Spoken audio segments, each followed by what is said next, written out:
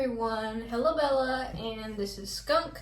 This is Pixie, and we are just going to give you a little update regarding the foster care first week in the books. We have done pretty well together. These girls are very playful, very fun to hang out with, and they're very curious. I told you guys before, but they are kind of fighting off a upper respiratory infection. They had medicine at the shelter, and the shelter told me that if they were still coughing and they were still sick, then we would have to give them some more medicine. So unfortunately, I think that's going to have to happen because they are still coughing and kind of breathing heavy. Now, I told you guys I have 3 dogs, and some of you mentioned that you think I should let my dogs meet the kittens, but they've only been here for a week, and I really did not want to stress them out because, you know, it's just a lot to go into a new environment, and it's not something that I would want to put a lot of pressure on them to do everything at once. There's really no rush. I've signed up to keep them for a month. I'm keeping them until I go to, I'm actually going to the Manatee Springs in Florida, the Crystal River, to swim with the manatees. So, but yeah, this is Skunk, and they're both going to be available for adoption. I'm really hoping that they go together. I don't know that they will. They told me they were siblings, but I'm not sure if they are or not, just because Skunk is so small compared to Pixie. I guess this is a get ready with me and Kittens video at the same time. But I wanted to talk a little bit about why I wanted to foster instead of just, you know, adopting 2 kittens. Fostering to me is something that's a good fit for our family because we go out of town a lot, and I also didn't feel like it would be super fair for me to take on more animals permanently, considering that I've already got 3 dogs. I know that some people have a the more the merrier type of attitude, but I already struggle to give my dogs enough attention during the day as it is. I often feel guilty for not like petting them or spending enough time with them. So I know these kittens have taken some of my time from the dogs. However, I think that for the most part, you know, the dogs kind of understand that this is a temporary arrangement, especially since they haven't met the kittens or anything like that. We've been doing good as far as them listening to me. I tried to use a spray bottle for like one time when they wouldn't stop climbing the curtains. I actually have them, you know, I tell them a couple times, no, over and over again, and they pretty well respond to it. And then we have another southern phrase that's just and they seem to know what that means as well. And then I try to also speak very kind to them and reward them whenever they're doing something that they're supposed to do, because, you know, you want to know that they're picking up on the cues, especially when they go to a new home. I kind of want to be able to give them some semblance of knowing what to do and having behavioral things taken care of. One thing about living in Alabama, and especially in a rural area, is I really just don't understand how people treat their animals so poorly. And I know that they do that everywhere. That's not unique to Alabama, but we do have just some really bad laws regarding animal welfare. And I just am astounded at the amount of people that I know personally who don't get their pets fixed. They are surprised when their cat or dog ends up pregnant, but they've never even taken them to the vet. So it's just a cycle that we have to deal with, especially in our counties. Our shelter is completely overrun, and I'm doing this because this is like one small thing that I can do to help. It's really, you know, kind of minuscule, I guess, on a larger scale, but it feels like a step in the right direction because I don't have, you know, infinite money to donate to the shelter, but I do have time. So that's what I'm trying to do right now with these kittens. Now, I told you guys that the shelter provided me with a few bare necessities, but I guess in terms of financial input, I've spent around $100 altogether just getting a setup for them. And I wouldn't consider it anything like lavish, but it's definitely better than what they had. They're starting to really get curious. Pixie's like trying to see the camera right now. But I think, you know, fostering, I always felt like, oh, I'm not fit to be a foster, or I don't know. I just thought like I couldn't do it. And now I'm beginning to see that like pretty much anyone can do it. So in terms of their personalities, this Skunk is really more standoffish.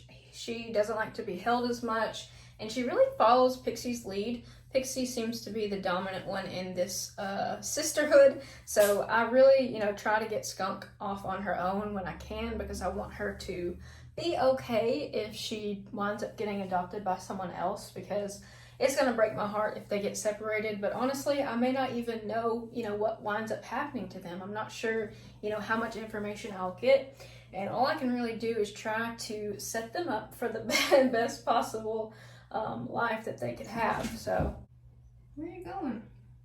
You leaving me? Or you want to put on the makeup? Oh, yes, you're so pretty. You're so pretty.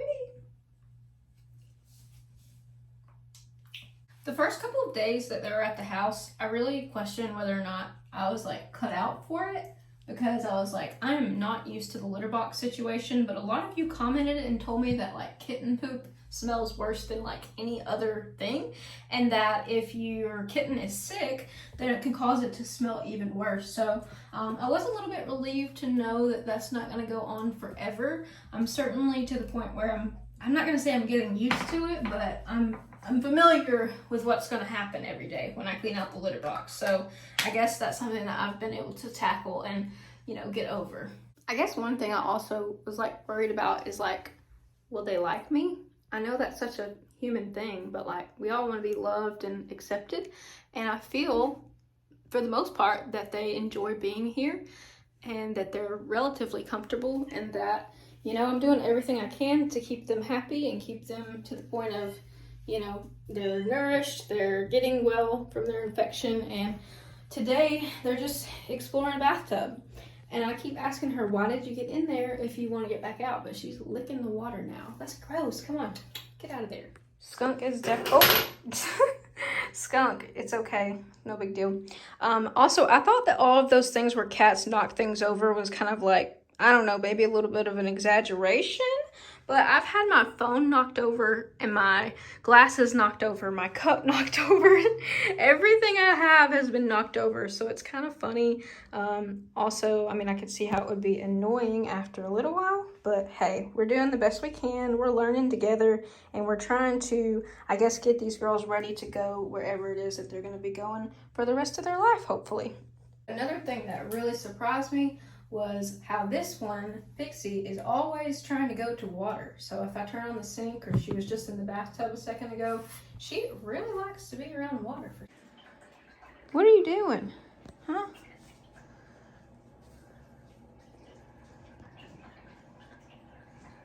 What are you doing? She wants to turn it on. Here. Look here.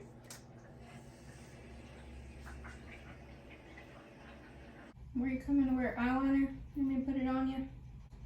I think another thing that I was surprised by is that how quickly we all just kind of adapted to the situation, because we are not cat people. We don't know very much about cats, but I did try to research as much as I could.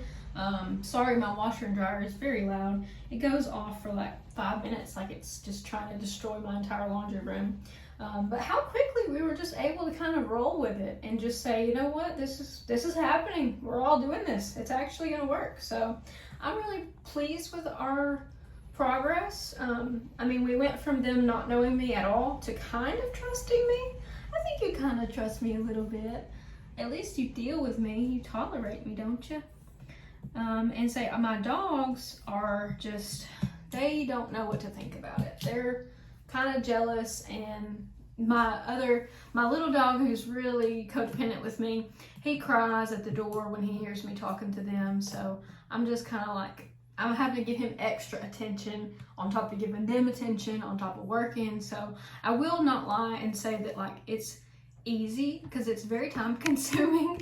Ma'am, why are you trying to get my phone? It is time consuming, but I think it's worth it. I feel like if you want to do something and you don't know where to start, then you should just start, because a lot of times it feels like we need all the information, or we need like this perfect situation for things to work out, and we really just have to take action. And that's, for me, that's hard, because I'm to the point where I always feel like I need 1,000 different explanations, and like I overthink things, and this is not a difficult thing. You just have to you know, be willing and be, you know, open to something different. And I think, you know, it'll be fun. So if you're interested in fostering, definitely, you know, do your research, talk to a shelter, figure out what your obligations are, what they're going to provide, you know, the length of time that you're going to have to take care of these animals. And, you know, also just talk to the people in your household, see what they'll be willing to deal with, what they'll be willing to help with. It's definitely important that they have an environment where they feel safe and loved. And I think that as long as you can give that and give them the basic necessities, that there is absolutely no reason why you yourself cannot be a foster parent. But I think if you just try and you just do your best, that's all they want. That's all animals need. They don't need perfection. They don't need a mansion. They just need somebody to pet them and love on them and talk to them and let them know that you're going to be there and you're going to be consistent. And I think that that's what I'm going to do. So, oh, you got me, girl. You got me good. It's kind of funny. She's looking at this cat picture. I had this cat picture before I ever had a cat, so it's kind of funny. Oh. Alright guys, I hope you enjoyed this video of my first week of having the foster cats. These girls are keeping me on my toes, keeping me busy, and it's just been so enjoyable to learn with them and watch them grow, and I hope that the month goes just as smoothly as this first week has gone. Thank you guys so much, and I will catch you in the next video. Take care.